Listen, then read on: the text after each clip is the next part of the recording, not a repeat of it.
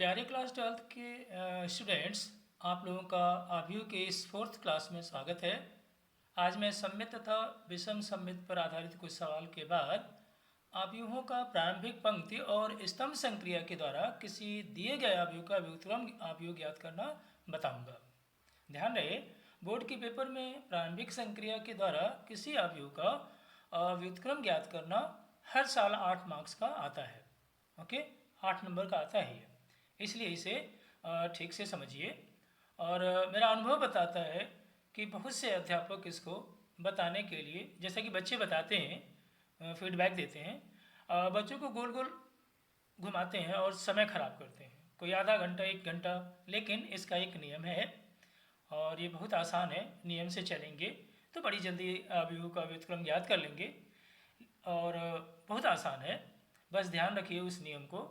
एक बात और, चैनल को सब्सक्राइब जरूर करिए क्योंकि ये चैनल बीएससी पूरा होने तक आपका साथ देगा। अब क्वेश्चंस को देखा जाए। यदि ए और बी समान क्रम के दो सममित आव्यूह हैं, हमको सममित दिए हुए हैं, तो सिद्ध करना है कि ए बी प्लस बी ए भी एक सममित आव्यूह है। इस क्वेश्चन में क्या है, ए और बी सममित दिए हैं और हम लोग जानते हैं कि ए और बी यदि सममित आव्यूह हैं तो ए का परिवर्त ए के बराबर और बी का परिवर्त बी के बराबर होता है। ये दिया हुआ है हमें।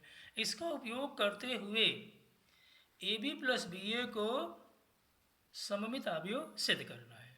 ओके, तो देख लीजिए और ध्यान रखिए, जिसको भी सममित या विषम सममित सिद्ध करना हो तो उसका सीधे सीधे परिवर्त निकालिए। अगर परिवर्त उसी आव्यूह के बराबर आ जाए तो वो सममित होता है परिभाषा के अनुसार, और अगर वो अपने के ऋणात्मक आ जाए, अपने के माइनस के साथ आ जाए, तो वो विषम सममित आव्यूह होता है। तो चाहे सममित सिद्ध करना हो चाहे विषम सममित, उसका परिवर्त निकालिए। तो हम लोगों ने क्या किया, ए बी प्लस बी का परिवर्त निकाला। अब परिवर्त के गुण, 4 गुण बताए गए थे परिवर्त के, उन्हीं का उपयोग किया जाता है कि ए के परिवर्त का परिवर्त ज्ञात कर दें तो ए आ जाता है। ए प्लस बी का परिवर्त ज्ञात करें तो किसके बराबर होता है, ए परिवर्त प्लस बी परिवर्त के, यानी अलग अलग हो जाता है। और के ए हो और उसका परिवर्त के ए के बाहर हो जाता है डैश। और तीसरा बताया था मैंने रिवर्सल लॉ, जिसमें क्रम बदल जाता है परिवर्त के बाद कि A B dash is equal to B dash A dash. और ए बी सी 3 होते तो क्रम बदल जाता था। पिछले टर्न पे पिछले वीडियो में बताया था, ए बी सी का अगर डैश है तो सी डैश बी डैश और ए डैश, चाहे जितने आव्यूह हों, क्रम बदल के उनका परिवर्त आता है।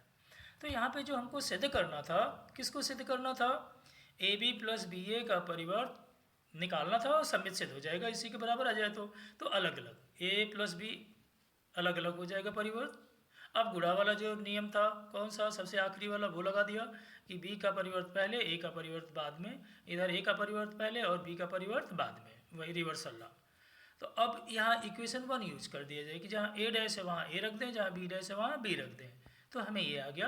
अब ए बी को पहले लिख दें तो बात वही हो गया, ए बी प्लस बी ए, यानी जिसका हम लोगों ने परिवर्त ज्ञात किया वही आव्यूह आ गई। अतः ए बी प्लस बी ए एक सममित आव्यूह सिद्ध हो गया, कर दिया। ओके, अब अगला क्वेश्चन देखा जाए। यदि ए एक वर्ग आव्यूह है तो सिद्ध कीजिए कि ए प्लस ए डैश एक सममित आव्यूह है। अब ये भी बताया था कि सममित आव्यूह सिद्ध करने के लिए हम उसका सीधे सीधे परिवर्त निकालेंगे और उसी के इक्वल आ जाए तो वो सममित सिद्ध हो जाता है आव्यूह। ओके, दिया क्या है क्वेश्चन में, माना ए एक वर्ग आव्यूह है, किसको सममित सिद्ध करना है, ए प्लस ए डैश को। तो हम ए प्लस ए डैश का देखिए परिवर्त निकाले तो परिवर्त के जो 4 नियम बताए गए थे। पहला नियम क्या बताए थे कि किसी आव्यूह के परिवर्त का परिवर्त निकाल दें तो ए आता है, राइट। ए प्लस बी डैश यानी परिवर्त निकालें तो ए परिवर्त और बी परिवर्त। ध्यान रखना यहाँ माइनस होगा तो भी प्लस के लिए जो नियम होता है वो माइनस के लिए हो जाएगा, ए माइनस बी हो जाएगा यहाँ अगर माइनस है तो, राइट। और फिर बताया था के ए, मतलब कोई गुणा हो दो का, ये के का मान स्केलर था, 2 4 6 जो भी वैल्यू हो, इसका परिवर्त के अलग और ए डैश। ओके, और लास्ट में बताया था मैंने reversal law, A B dash is equal to B dash A dash. Okay, तो ध्यान देना है कि हमें सिद्ध करना है ए प्लस ए डैश एक सममित आव्यूह है इसका परिवर्त निकाला तो ए का भी अलग हो गया और ए डैश का अलग हो गया। अब ये भी पहला नियम बताए थे, परिवर्त का परिवर्त क्या आ जाएगा, ए आ जाएगा। ओके, तो ध्यान देना है यहाँ, और ए डैश यहाँ है ही है। तो जिस आव्यूह का हम लोगों ने परिवर्त निकाला है वही समान आव्यूह आ गया। ये सिद्ध करता है कि ए प्लस ए डैश एक सममित आव्यूह है। ओके, तो इस तरह से सममित सिद्ध करना या हमें विषम सममित सिद्ध करने के लिए परिवर्त ही निकालना होता है, और परिवर्त उसी आव्यूह के समान आ जाए तो वो सममित, और अगर उसके ऋणात्मक के बराबर आए तो विषम सममित। तो देखिए अगला क्वेश्चन विषम सममित पर आधारित है। यदि ए एक वर्गाव्यूह है तो सिद्ध करना है कि a माइनस बी का परिवर्त एक, देखिए a माइनस ए डैश एक विषम सममित आव्यूह है। अभी बताया सममित सिद्ध करना हो चाहे विषम सममित सिद्ध करना हो, हम उसका परिवर्त निकालते हैं। उसी आव्यूह के इक्वल आ जाए तो सममित, और उसके ऋणात्मक के इक्वल आ जाए तो विषम सममित। ओके, यानी जिसे भी सममित या विषम सममित, तो हमको विषम सममित किसको सिद्ध करना था, a माइनस ए डैश को। तो हम a माइनस ए डैश का देखिए यहाँ निकाल रहे हैं। ओके, परिवर्त तो जानते हैं अलग अलग हो जाएगा प्लस की तरह, तो इस पहले वाले का डैश और फिर दूसरे वाले का डैश, यानी ए डैश का डैश हो जाएगा। ए डैश का डैश होता क्या है, ए होता है। अब इसमें से माइनस कॉमन ले लीजिए, तो जिसका परिवर्त हमने निकाला है वो माइनस के अंदर, ये ब्रैकेट के अंदर आ गया। इसका मतलब आव्यूह अपने की ऋणात्मक के बराबर आ गई। इस तरह से a माइनस ए डैश एक विषम सममित आव्यूह सिद्ध हो गया। ओके, अब इसी की बात कर रहे थे कि बोर्ड के पेपर में 8 मार्क्स का आता है, लेकिन पेपर में ज़्यादातर 3x3 की, जिसमें 3 पंक्ति और 3 स्तंभ दिए होते हैं, वो आव्यूह आता है 8 मार्क्स में, 8 नंबर में आता है। लेकिन पहले इस नियम को अच्छी तरह समझने के लिए पहले हम 2x2, 2 जिसमें पंक्तियाँ होंगी, 2 स्तंभ होंगे उसको बताएंगे, और उसके बाद 3x3 का बताएंगे। ओके, तो ध्यान दीजिए यहाँ क्या दिया हुआ है, प्रारंभिक पंक्ति रूपांतरण द्वारा व्युत्क्रम ज्ञात कीजिए। राइट, या प्रारंभिक पंक्ति संक्रिया द्वारा ज्ञात कीजिए, एक ही बात है। वास्तव में प्रारंभिक जो रूपांतरण होता है वो दो तरह का होता है, प्रारंभिक पंक्ति रूपांतरण राइट या संक्रिया, और दूसरा प्रारंभिक स्तंभ रूपांतरण। ज़्यादातर तो वैसे बोर्ड में पंक्ति का पूछा जाता है, लेकिन हमें स्तंभ भी एक आध बार पूछा हुआ है, तो स्तंभ और पंक्ति दोनों ध्यान रखना। इसमें एक नियम है, एक सिस्टम से चलना होता है कुछ नहीं, बहुत आसान है। लेकिन इस मेथड को समझने से पहले आखिर प्रारंभिक पंक्ति रूपांतरण होता क्या है ये समझ लीजिए, क्योंकि यही मेन है, और है इसमें भी कुछ नहीं। प्रारंभिक पंक्ति रूपांतरण द्वारा व्युत्क्रम ज्ञात करने के जो चरण है, सबसे पहले प्रारंभिक पंक्ति रूपांतरण 3 प्रक्रिया को कहते हैं। वो 3 प्रक्रिया कौन सी हैं, हम किसी आव्यूह में किसी भी पंक्ति को किसी भी पंक्ति के द्वारा बदल सकते हैं। जैसे दूसरी से दूसरी पंक्ति को, पहली दूसरी को बदल सकते हैं आपस में, पहली और तीसरी को आपस में बदल सकते हैं। राइट, या दूसरी तीसरी को, मतलब 2 पंक्तियों को आपस में हम बदल सकते हैं। पहली पंक्ति संक्रिया हुई। राइट, दूसरी ये है कि आर आई, देखिए लिखा आर आई इम्प्लाइज दिया हुआ है, आर आई इम्प्लाइज दैट है ये। ओके, वो ये दोनों तरफ चलेगा, के इंटू आर आई, आर आई को ही के इंटू आर आई लिखा हुआ है। मतलब क्या हुआ, आर आई का मतलब कोई भी पंक्ति, किसी भी पंक्ति में हम के का गुणा कर सकते हैं, और गुणा भाग में बदल जाएगा, क्योंकि अगर के का मान 1/2 ले दें तो इसका मतलब 2 से भाग बन जाएगा। तो इसका मतलब हम कह सकते हैं दूसरी पंक्ति संक्रिया है, किसी भी पंक्ति को किसी भी स्केलर से गुणा या भाग कर सकते हैं आवश्यकता अनुसार। राइट, क्या पहले क्या बताया था कि किन्हीं 2 पंक्तियों को आपस में बदल सकते हैं, पहली पंक्ति संक्रिया। दूसरी पंक्ति संक्रिया क्या है कि किसी भी पंक्ति में किसी भी स्केलर से गुणा या भाग किया जा सकता है। राइट, ये दूसरा ध्यान रखना है। तीसरा, 3 पंक्ति संक्रिया और 3 ही स्तंभ संक्रिया होती है। तो पंक्ति संक्रिया में पहला 2 पंक्तियों को बदल सकते हैं, दूसरी पंक्ति संक्रिया किसी पंक्ति को किसी भी संख्या से गुणा या भाग कर सकते हैं। तीसरी देखिए, R I is equal to R I plus K R J, R J दूसरी पंक्ति हो गई कि किसी भी पंक्ति में किसी अन्य पंक्ति का के गुना जोड़, जोड़ जो है माइनस में भी बदल जाता है, किसी भी पंक्ति में किसी अन्य पंक्ति का के गुना जोड़ सकते हैं, और के का मान अगर ऋणात्मक हो गया तो घटा सकते हैं। तो अब ये नियम परिवर्तित रूप क्या हो गया कि किसी भी पंक्ति में किसी अन्य पंक्ति का के गुना, के मतलब 2 गुना 3 गुना, के गुना जोड़ या घटा सकते हैं। क्या कहा? किसी भी पंक्ति में किसी अन्य पंक्ति का k गुना जोड़ या घटा सकते हैं। k गुना समझ रहे हैं? 2 गुना, 3 गुना, 4 गुना, राइट। हम जोड़ या घटा सकते हैं। प्लस है तो k का मान अगर ऋणात्मक हुआ तो वो माइनस बन जाएगा, तो हम जोड़ या घटा सकते हैं। बस ये 3 पंक्ति संक्रिया ध्यान रखिए। उसके बाद व्युत्क्रम ज्ञात करना, कहीं दिक्कत नहीं आएगा। अब ये जो हम इसमें अगर पंक्ति संक्रिया अपनाते हैं तो a इज इक्वल टू आई ए लिखा जाता है, ध्यान रखना है। इसमें भी स्टूडेंट गफलत करते हैं। अगर पंक्ति संक्रिया आप लगाएंगे तो a इज इक्वल टू आई ए ही लिखना होगा, आई को पहले यहाँ और a को बाद में। अगर आई बाद में लिख देंगे तो वो पंक्ति स्तंभ संक्रिया में गलत हो जाएगा, वो स्तंभ संक्रिया का होता है। ध्यान रखना है ये कि a इज इक्वल टू आई पहले और ये बाद में लिखा जाएगा। किसमें? अगर आप पंक्ति संक्रिया लगाते हैं। गलती से कभी भी आई को बाद में नहीं लिखना है, ओके। और ये अगर लिखेंगे a इज इक्वल टू ए आई तो ये स्तंभ संक्रिया के लिए है, राइट। अब इसका जो नियम है वो मैं समझा दे रहा हूँ स्टेप वाइज, बिल्कुल ध्यान से समझिए। बहुत आसान है, आप 5 मिनट के अंदर 3 × 3 का आव्यूह का इन्वर्स ज्ञात कर सकते हैं। और नहीं आता रहेगा तो गोल गोल घूमिए, आधा घंटा लगाइए, 1 घंटा लगाइए, हो पाएगा, ये कोई गारंटी नहीं है। लेकिन नियम से चलेंगे, 5 मिनट के अंदर इसको इन्वर्स को ज्ञात कर लेंगे। लेकिन थोड़ी प्रैक्टिस चाहिए, तो 5 मिनट में तो 6-7 मिनट में निकल आएगा, ओके। सबसे पहले, और 2 × 2 की तो अभी बहुत जल्दी निकल आती है, ओके। तो बस ध्यान रखना है, जो नियम बताएं उसको ध्यान रखिए। देखिए, अगर 2 × 2 के 2 × 2 का मतलब क्या हुआ कि इसमें सिर्फ 4 अवयव दिए होंगे। कौन कौन से?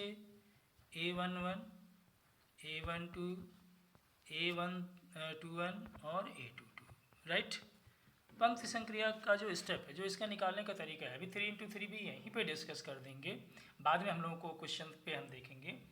सबसे पहले a11 को 1 बनाया जाता है, ध्यान रखिएगा। ये यहाँ पे कोने पे आते हैं, a11 अवयव होता है ये। इस a11 को 1 बनाते हैं, ध्यान रहे। लेकिन पंक्ति संक्रिया करें तो पंक्ति का ही सहारा लेंगे, उसमें स्तंभ की कोई प्रक्रिया नहीं करेंगे। a11 को 1 बनाने के बाद उसके नीचे, मतलब a21, 2 × 2 का रूल बता रहे हैं। a11 को 1 बनाने के बाद a21 को 0 बनाया जाता है, किसकी सहायता से? r1 की सहायता से, राइट।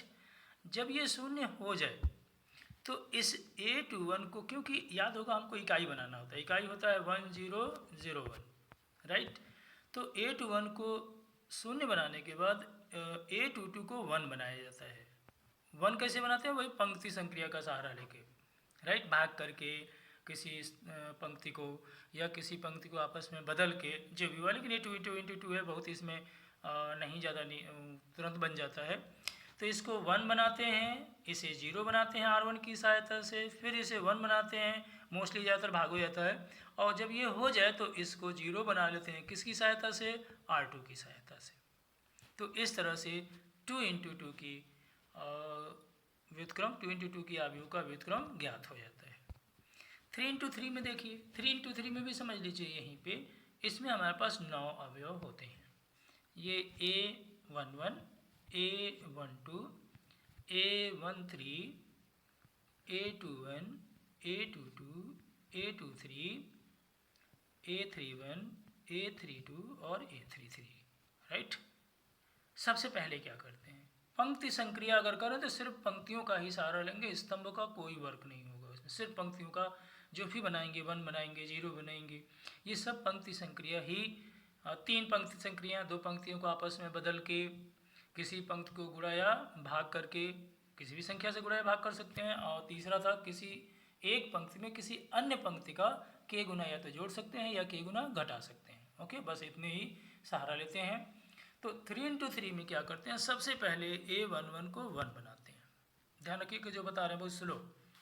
a11 को 1 बनाते हैं, 1 बनाते हैं पंक्ति संक्रिया के द्वारा। चाहे पंक्तियों को आपस में बदल के 1 बनाइए, राइट। चाहे रोक भाग करने का प्रोसीजर, सबसे कोई विकल्प नहीं। तो भाग करने से क्या होता है कि अन्य भिन्न में आ जाएंगे अवयव, तो वहाँ परेशानी शुरुआत में ही खड़ी हो जाएगी भिन्न का, क्योंकि कैलकुलेशन में समय लगता है, ओके।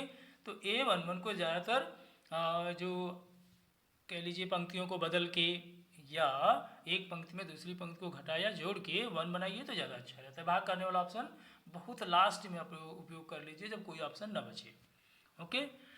तो a11 को 1 बनाते हैं पंक्तियों को बदल के, चाहे एक पंक्ति से दूसरी पंक्ति को घटा के यहाँ 1 बन जाए जब, तो R1 की सहायता से उसके नीचे के अवयवों को शून्य बनाते हैं।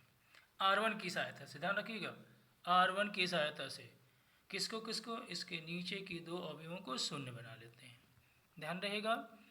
जब ये काम हो जाए, यानी इस स्थान को 1 बनाया, किस स्थान को 1 बनाया, इस स्थान को 1 बनाने के बाद इस जगह और इस जगह 0 बनाते हैं, किसकी सहायता से, R1 की सहायता से, राइट। R1 की सहायता से शून्य बनाते हैं इन दोनों जगहों पे। जब ये बन जाए उसके बाद यहाँ आते हैं, कहाँ, इस जगह A22 यानी सेकंड रो सेकंड कॉलम के अवयव पर आते हैं। इसको भी क्या बनाते हैं, 1 बनाते हैं, ठीक है।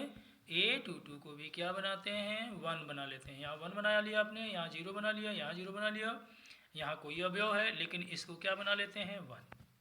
A22 को कैसे, या तो पंक्ति में से पंक्ति को घटा के, पंक्ति ही चलेगी क्योंकि पंक्ति संक्रिया लगा रहे हैं, राइट, ओके। भाग कर सकते हैं यहाँ पे, लेकिन लास्ट विकल्प में आखिरी कोई विकल्प ना बचे तो भाग करिए, अदरवाइज घटा के या अवयव को बदल के वहाँ बना लीजिए, राइट, पंक्तियों को बदल के। जब यहाँ 1 बन जाए तो इस जगह 0 बनाते हैं, किसकी सहायता से, R2 की सहायता से। R1 का कोई टच नहीं रहेगा, ध्यान रखिए। इस जगह 0 बनाने में R1 का कोई रोल नहीं लेंगे, किसकी सहायता से, R2 की सहायता से, राइट। जब यहाँ देखिए, ध्यान रखिए, यहाँ 1 बनाते हैं, उसके बाद उसके नीचे 0, R1 की सहायता से। इस जगह 1 बनाते हैं, उसके नीचे 0 बनाते हैं, R2 की सहायता से। अब इस जगह पहुँचेंगे A33 पे, इस जगह आएंगे A33 पे, राइट। A33 मतलब थर्ड रो थर्ड कॉलम के एलिमेंट्स में यहाँ आएंगे, ओके। इस जगह आपने 0 बना लिया, यहाँ 1 बना लिया, यहाँ कोई अवयव होगा, यहाँ 1 बना लिया, यहाँ 0 बना लिया। अब इस जगह पे 1 बनाते हैं, राइट। यहाँ मोस्टली भाग ही होता है, भाग करके तीसरी पंक्ति को भाग करके यहाँ पे 1 बना लीजिए, राइट। अब तक आपने क्या पाया, इस जगह 0 बनाया, इस जगह 0 बनाया, यहाँ 0 बनाया, यहाँ 0 बनाया, इस जगह 1 बना लिया। अब जब इतना हो जाए तो इन दोनों जगहों पर, तो ये दो जगह पकड़ते हैं, कौन सा, A13 और A23, राइट, को 0 बनाइए, किससे, R3 की सहायता से, ठीक। देखिए सिस्टम से कहीं दिक्कत नहीं, बहुत जल्दी हो जाएगा। इस जगह किस जगह, A13 इस जगह और A23 की जगह 0 बनाइए, किसकी सहायता से, R3 की सहायता से 0 बनाइए, ठीक है। जब ये 0 बन जाए तो एक जगह शून्य बनाना और आपको रह गया वो स्थान है ये वाला, इस जगह 0 बनाना है, लेकिन किसकी सहायता से, R2 की सहायता से 0 बना लीजिए, ठीक। सारे देखिए 1 0 0 0 1 0 0 0 1 हो गया, ठीक है। क्या कहा हमने, A11 को 1 बनाइए, ओके। उसके बाद उसके नीचे 0 दोनों जगहों पे R1 की सहायता से। A22 को 1 बनाइए, ठीक, चाहे पंक्ति को बदल के चाहे भाग करके। फिर उसके नीचे A22 के नीचे यानी यहाँ पे 0 बनाइए, ओके। दोबारा बता दे रहे हैं, देखिए ध्यान दीजिए, ये अभिव्यक्ति थी हमारी 3 × 3 की। इस जगह 1 बनाइए, भाग यहाँ पे पहली दशा में नहीं करते हैं, ठीक। ज़्यादातर पंक्ति से पंक्ति को हटा देते हैं या पंक्तियों को आपस में बदल देते हैं, तो यहाँ 1 आ जाए बस, ठीक। यहाँ 1 बनाने के बाद इस जगह और इस जगह 0 बनाइए R1 की सहायता से, ठीक। उसके बाद इस जगह 1 बनाइए, उसके नीचे 0 बनाइए, किसकी सहायता से, देखिए यहाँ 0 बनाइए, किसकी सहायता से, R2 की सहायता से, राइट। इन दो जगहों पे R1 की सहायता से, इस जगह 0 R2 की सहायता से। उसके बाद इसे, इस अवयव को 1 बनाइए, इस अवयव को 3 को। और अब जब ये इतना हो जाए तो इस जगह और इस जगह, इस जगह और इस जगह 0 बनाइए R3 की सहायता से, राइट। अब लास्ट में क्या करिए, इस जगह 0 बनाइए, किसकी सहायता से, R2 की सहायता से, राइट। आराम से आप यू 5 मिनट के अंदर निकल आएगा, आधा घंटा समय खराब करने की ज़रूरत नहीं पड़ती है। हाँ, ये है कि घटाना और ये सब तेज आने चाहिए, 2 में से 5 घटाना तो तुरंत -3 जान जाइए, इस तरह से चीज़ें होनी चाहिए। अब उसमें आप आधा घंटा लेंगे तो फिर नहीं कोई वो है, लेकिन प्रक्रिया में आधा घंटा नहीं लगेगा, 5 मिनट में हो जाएगी अगर आप सावधान कैलकुलेशन आता है तो, ओके। अब इसी को देखिए तो 2 इंटू टू में तो बहुत रोल नहीं रहेगा, आप खुद कर लेंगे। देख लीजिए यहाँ पे ऑलरेडी हमको क्या करना होता है, a11 को 1 बनाना हो। देखिए सबसे पहले ये अभी दी हुई थी, पंक्ति संक्रिया से इसका व्युत्क्रम ज्ञात करना था। a इज इक्वल टू आई ए लिख लिया गया, a ये है, आई ये है, a ऐसे स्वयं चलता है ऐसे, राइट, इसका मान नहीं रखते हैं। अभी कहा था कि a11 को 1 बनाइए, जो कि ऑलरेडी 1 है, तो जब वहाँ 1 है तो इस जगह पे 0 बनाना होगा। किसकी सहायता से? r1 की सहायता से। तो आप देख लीजिए अगर इस 2 को उसके r1 के दूने से घटा दें तो इस 2 की जगह 0 बन जाएगा। तो देख लीजिए r1 की सहायता से हमने यहाँ बनाया है कि r2 में से 2 r1 घटा दें तो इस जगह 0 बन जाएगा 2 की जगह। तो देख लीजिए हमने घटा दिया। तो यहाँ का जब हम करेंगे तो 2 माइनस 1 यानी इसका दूना घटाएंगे 1। देखिए r1 पे कोई प्रक्रिया नहीं है तो 1 माइनस 1 बना रहेगा। r2 के लिए आप वर्क कर रहे हैं, r2 में से 2 r1 घटा रहे हैं तो 2 में से 2 घटाएंगे यहाँ 0, और 3 में से इसका दूना घटाएंगे तो कितना हो जाएगा? जुड़ जाएगा, क्योंकि माइनस है तो 5 हो जाएगा।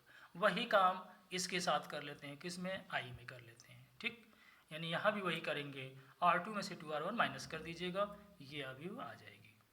उसके बाद फिर r2, देखिए यहाँ 5 है तो यहाँ 1 बनाना है 2 को, तो इसके लिए 5 से क्या किया? भाग कर दिया। तो 5 से भाग करेंगे तो इधर भी देखिए 5 से भाग हो गई, ओके। अब इतना सिंपल सा है। अब इस जगह 0 बनाना है, किसकी सहायता से? r2 की सहायता से। तो r1 में r2 को जोड़ लीजिए, तो देखिए -1 और +1 0 हो जाएगा। तो यहाँ r1 इज इक्वल टू लिखा है r1 plus r2, okay. r1 plus r2 जोड़ेंगे तो देखिए 1 प्लस 0, इसमें 1 में 0 लाएंगे तो 1, और -1 में 1 जोड़ेंगे 0, तो देखिए आइडेंटिटी बन गई, ओके। और इधर भी वही करिए, यहाँ भी वही काम कर लिया कि 1 में इसको -2/5 को जोड़ेंगे तो यहाँ 3/5 आ गया, 0 में जब 1/5 को जोड़ेंगे तो 1/5 आ गया, और ये दोनों अवयव वैसे ही रहेंगे। अब 1/5 को कॉमन ले लीजिए पूरे अवयव से, तो ये i इज इक्वल टू आ गया a इनवर्स a, तो इसका मतलब a इनवर्स का मान ये ज्ञात हो गया, ओके। तो 2 इंटू 2 में तो बहुत प्रक्रिया होती ही नहीं है, बहुत जल्दी निकल आता है, इसमें कहीं कुछ है ही नहीं। ये है कि 3 इंटू 3 के अवयव का व्युत्क्रम देख लिया जाए, जो रूल मैंने अभी समझाया था, ओके। देखिए ये भी अभी 2 इंटू 2 की है, ये आप लोगों के लिए क्या छोड़ दें या देखिए बता दें, थोड़ा सा इसमें बता दें। 2 इंटू 2 में एक और क्वेश्चन हमने रखा है, ये तो वही पिछला ए इनवर्स लिखा गया है, ओके। ये पिछला ए इनवर्स लिखा गया है, राइट। अब देखिए यहाँ पे ये अवयव दी हुई है पंक्ति रूपांतरण के द्वारा, प्रारंभिक पंक्ति रूपांतरण के द्वारा व्युत्क्रम ज्ञात करना है, राइट। पिछले क्वेश्चन में 1 1 की जगह 1 था, इसलिए कुछ करना नहीं था, इसलिए मैंने अलग क्वेश्चन रखा कि यहाँ 1 ना रहे। तो ध्यान दीजिए यहाँ a इज इक्वल टू आई ए लिखना सामान्य सी बात हो गई। अब इस जगह 1 बनाना है तो बड़ा सिंपल सा है, देखिए इसका दूना अगर इसमें से घटा दें, यानी 5 में से 2 का दूना घटा दें तो यहाँ अपने आप 1 आ जाएगा। तो देख लीजिए r1 के लिए r1 माइनस 2 r2, देख लीजिए 5 माइनस 4, r1 में इसका दूना 2 का दूना घटाएंगे तो 1 आ जाएगा, तो वही कर लिया, r1 is equal to r1 minus 2 r2। तो जब इसमें से दूना घटाएंगे तो इस जगह आ गया 1, वही चाहिए था, और -3 में इसका दूना यानी -4 घटाएंगे तो -7 आ गया, वही काम इधर कर लीजिएगा, यहाँ से 1 -2 और 0 1 आ जाएगा इंटू ए। अब पता है कि जब ये 1 बन जाए तो इस जगह 0 बनाना है, इस जगह 0 कैसे बनेगा? r1 का दूना घटा दीजिए, देखिए r1 का दूना घटा दिया r2 में से, तो यहाँ 0 बन जाएगा, कहाँ पे? 1 1 के नीचे। और जब यहाँ 0 बन जाए तो कहाँ 1 बनाना था? इस जगह, यानी इसको 16 से भाग कर दीजिए, r2 को देखिए 16 से भाग कर दिया गया। किसी भी पंक्ति को जब 16 से भाग कर देंगे तो इधर का भी अवयव 16 से भाग हो जाएगा, जो कि अगले पेज पे हम लोग देखते हैं, इसको 2/16 हो जाएगा, यहाँ 5/16 हो जाएगा, राइट। तो आइडेंटिटी बन जाएगी, ओके। देखिए यहाँ से 16 से भाग किया गया तो आइडेंटिटी यहाँ पे 1 0, यहाँ 1 बन गया, राइट। इस जगह हम लोगों का 1 आ गया। अब जब यहाँ 1 आ जाए तो बताया गया था इसके ऊपर 0 बनाइए, किसकी सहायता से? r2 की सहायता से। तो देख लीजिए इसमें -7 में इसका 7 गुना जोड़ दें तो वहाँ 0 आ जाएगा, ठीक। देखिए 7 गुना जोड़ दिया गया तो इस 2 के ऊपर जो बाकी था उसे 0 बना लेंगे, ओके। तो इस तरह से यहाँ आइडेंटिटी आ गई, और जैसे ही आइडेंटिटी करने के बाद यहाँ वर्क करने के बाद आएगा वही ए का व्युत्क्रम ज्ञात हो जाएगा, ओके। इसको करना है इत्मीनान से, कहीं कुछ नहीं है। अभी मौका लगेगा तो एक आध बार और हम डिस्कस कर देंगे। अब 3 इंटू 3 में देखिए एकदम सिंपल इसका प्रोसेस बता चुके हैं कि अवयवों का लिखा है ना, एक अवयव दी हुई है, प्रारंभिक पंक्ति रूपांतरण के प्रयोग से व्युत्क्रम ज्ञात करना है ये, राइट। तो देखिए ए दिया हुआ है, ए इज इक्वल टू आई ए लिख लिया, अभी तो ये ए इज इक्वल टू आई ए लिखा गया है, राइट। अब हम नियम पे आते हैं, ओके। नियम पे आते हैं, देखते हैं। देखिए यहाँ से नियम पे क्या बताया था हमने, सबसे पहले A11 को 1 बनाना होता है, जो कि ऑलरेडी क्वेश्चन में आव्यूह में 1 दिया हुआ है, राइट। ऑलरेडी 1 दिया हुआ है, तो जब यहाँ 1 पे 1 दिया हो तो उसके नीचे इन जगहों पे 0 बनाने के लिए क्या करते हैं, देखिए पीछे आव्यूह में हम जाते हैं, फिर से पीछे आव्यूह दिखाते हैं। ये आव्यूह थी, देखिए ये आव्यूह है, क्या प्रक्रिया है इसमें। देखिए यहाँ A11 क्या है, 1 है, ध्यान दीजिए। A11 को 1 बनाते हैं जो कि 1 है, ठीक नहीं करेंगे, अगले स्टेप पे बढ़ जाएंगे। तो इस जगह 0 बनाना है, किसकी सहायता से, R1 की सहायता से। तो क्या करेंगे, देखिए R2 में से R1 की सहायता से हमें ऐसा करना है। तो अगर हम R2 के लिए R2 माइनस R1 कर दें, राइट, R1 की पद में देखिए ये है, R1 को घटा दें तो यहाँ 0 बन जाएगा, इस जगह 0 बन गया। और इस जगह भी 0 बनाने के लिए R1 को R3 में से R1 को माइनस कर दें, यानी R3 is equal to R3 minus R1 कर दें तो इस जगह भी 0 बन जाएगा, राइट। यही प्रक्रिया पहली बार अपनाई जाएगी। जब यहाँ 0 बन जाए तो इस जगह जब जो भी एलिमेंट आएगा उसकी जगह 1 बनाएंगे, फिर इसके नीचे 0 बनाएंगे, फिर जो भी एलिमेंट आएगा यहाँ 1 बनाएंगे, राइट। और उसके बाद इस जगह 0 बनाएंगे, किसकी सहायता से, R3 की सहायता से, फिर इसकी जगह 0 बना लेंगे R2 की सहायता से। बस इतना सा स्टेप हम लोग फॉलो करेंगे, एकदम सोल्यूशन आ जाएगा, राइट। तो देखिए यहाँ पे वही काम किया गया है। यहाँ पे पहले यहाँ 0 बना लिया, यानी R2 is equal to R2 minus R1 और R3 is equal to R3 minus R1, इन दो जगहों पे 0 बन गया। उसके बाद देखिए जब ये आ गया तो इस जगह क्या बनाना है, ध्यान दीजिए 1, ठीक। तो R2 को -3 से डिवाइड कर दें तो देखिए भिन्न में भी नहीं आएगा, क्योंकि -3 है, तो R3 तो यहाँ 1 2 की जगह 1 आ जाएगा, तो हमने -3 से डिवाइड कर दिया। अब हमने एक चीज़ और पाया कि अगर हम यहाँ भी, हमको अगले स्टेप का थोड़ा सा दिमाग में आ गया कि ये तो जो 0 बन ही गए हैं उसके नीचे तो ऑलरेडी 0 है, तो इसको भी -2 से डिवाइड कर तो यहाँ भी 1 बन जाएगा। तो हमने दोनों काम थोड़ा सा निपटा दिया जल्दी कि ये भी काम हो जाए। तो इसके नीचे जो चीज़ 0 पाया तो हम अगला स्टेप पे देख लें कि इसको, इस रो को अगर -2 से डिवाइड कर दें तो भिन्न नहीं आएगा। तो इसलिए हमने R3, ये जरूरी नहीं था, चाहते तो अगले स्टेप पे करते लेकिन एक लाइन बढ़ जाती। मेन उद्देश्य था इस जगह 1 बनाना, जो कि -3 से R2 को डिवाइड कर दिया गया, तो इस जगह 1 बन गया, ऑलरेडी ये 0 थी, और इसको जब डिवाइड किया तो यहाँ भी 1 बन गया, राइट। अब आपको क्या करना होता है, इसके बाद स्टेप के अनुसार जब A33 भी 1 बन जाए तो इस जगह 0 बनाते हैं, किसकी सहायता से, R3 की सहायता से। अभी तो हम लोग वही अगली लाइन पे हैं, यहाँ एलसीएम लेके थोड़ा सिंपल कैलकुलेशन के लिए एलसीएम भिन्नों का लेके बाहर कर लिया करिए, तो सिंपल अवयव हो जाते हैं, क्योंकि भिन्न का जोड़ घटाने में समय खराब होता है। तो 1/6 बाहर कर लेने से क्या हो गया, आव्यूह के अंदर के अवयव सिंपल आ गए, ओके। तो आव्यूह के अंदर के अवयव सिंपल आ गए, इसलिए कैलकुलेशन करने में समस्या नहीं आएगी। अब अगला स्टेप, इस जगह 0 बनाना है, किसकी सहायता से, R3 से। तो देख लीजिए R1 में से R3 माइनस कर दिया और R2 में से R3 माइनस कर दें, देखिए यहाँ किया गया है। तो इन जगहों पे भी क्या बन जाता है, 0। जब यहाँ 0 बन जाए तो बताया गया था यहाँ 0 बनाइए, किसकी सहायता से, R2 से। तो देख लीजिए R1 में से 2 R2 घटा दीजिए, 1 का 2 ना पे 0 हो जाएगा। तो R1 में से R2 का 2 घटा देने पर इधर क्या आ गई, I बन गई। तो जो काम लेफ्ट हैंड साइड में करते हैं वही इन आव्यूह पे भी करते जाते हैं, राइट। जो यहाँ इसको 1 0 बनाने के लिए जो किया जाता है लेफ्ट हैंड साइड में, वही राइट हैंड साइड की आव्यूह पे भी कर देते हैं। तो इस तरह से आ जाता है, I जैसे ही आएगी तो A इनवर्स है, इसका मतलब ये A इनवर्स ज्ञात हो जाएगा। अब हम नेक्स्ट टर्म पे ये आव्यूह ज्ञात करने का 3×3 का एक और आव्यूह बताएंगे, जिसमें 1 प्लेस पे 1 ना हो। तो नेक्स्ट टर्म पे हम एक तो पंक्ति रूपांतरण के द्वारा 3×3 का एक क्वेश्चन और बताएंगे, और स्तंभ संक्रिया के द्वारा भी एक 2×2 का, एक 3×3 का। स्तंभ संक्रिया तो कम आते हैं, लेकिन ये है कि हाँ आ जाते हैं कभी कभी, तो उसको भी हम बताएंगे इसी तरह का नियम। तो अभी एक क्वेश्चन और अगले वीडियो में और बताएंगे, लेकिन इसको गौर से देखिएगा, सिंपल है एकदम से, और फिर नेक्स्ट क्लास में देखा जाएगा। और चैनल को सब्सक्राइब जरूर करिए, ओके, बाय।